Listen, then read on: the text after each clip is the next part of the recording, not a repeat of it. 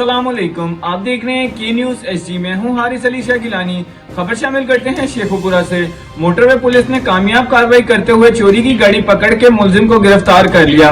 मुलजिम 9 मुकदमात में मतलूब था। एक कार्रवाई के दौरान स्मगलिंग की कोशिश नाकाम बनाते हुए मजीद 2 मुलजिमान गिरफ्तार कर लिए। मजीद जानते हैं हमारे ब्यूरो चीफ ताहिर खान की इस रिपोर्ट में। जी बिल्कुल, तफसीलात के मुताबिक मोटरवे पुलिस ने कामयाब कार्रवाई करते हुए रावलपिंडी से चंद घंटे पहले चोरी होने वाली गाड़ी करोला AGX 031 चक्री के करीब पकड़ ली।